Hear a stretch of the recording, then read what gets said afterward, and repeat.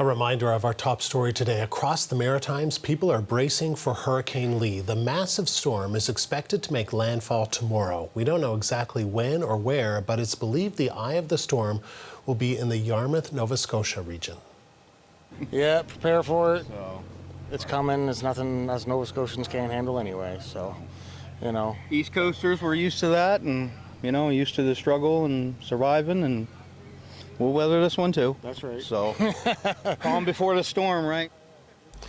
Fishermen are securing equipment and tying down their boats with extra lines. Some have loaded them onto trailers to move inland. Hydro crews, meantime, are doing their best to clear debris that could bring down power lines. Hurricane Lee is a large and slow-moving storm. It's not expected to be as intense as Fiona, which struck nearly a year ago, but it will have wide-ranging impacts throughout the Maritimes and into eastern Quebec.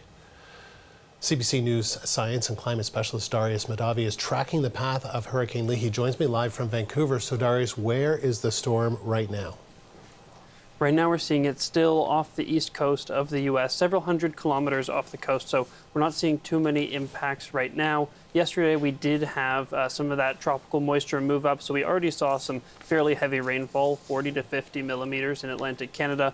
But we're not expecting to see many more impacts until probably around tomorrow morning, maybe late this evening. So let's take a look at the satellite view of the storm, where you can see it is making its way further north. As you said, it is not very fast moving, but it is a very large storm, meaning the impacts will be very widely felt, and it's going to continue to get larger as it crosses the Gulf Stream into cooler waters. It's going to turn from a hurricane into a tropical storm, which usually means the storm will grow quite a bit bigger as it loses strength. So expect quite wide-ranging impacts across the northeastern U.S. and Atlantic Canada. And as you said, we're currently expecting it to make landfall in the Maritimes probably late tomorrow evening, around anywhere from really 6 p.m. to midnight Atlantic time. And as it does make that landfall, we're going to see very high winds and several other effects, even as it approaches.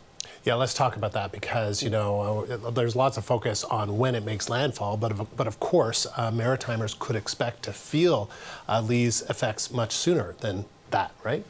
That is exactly right, Andrew. So even if we're going to see landfall late tomorrow evening, expect the effects of Lee to be felt as early as tomorrow morning. Now, I want to say we did, as I said, already see some of these effects as that tropical moisture made its way up, that rainfall. That is going to be one of the bigger concerns in terms of flooding. We will see some storm surge as well, because we are having these high winds that are going to push these very high wave heights. But if we take a look at the watches and warnings that are currently in place across the Maritimes, there are many. So all the areas here that we see in orange, they're under a tropical storm warning. Anything outlined in red, hurricane watch, outlined in orange, tropical storm watch. But all the areas in orange also have a rainfall warning in place as well, because we're expecting anywhere from 50 to 100 millimeters of rain to fall from Saturday morning to Sunday morning. And if we take a look, we can see that rain build across the area. Right now it's just sitting off the east coast, but over the next 24 to 48 hours, it's going to really build up across the Maritimes. We're going to see some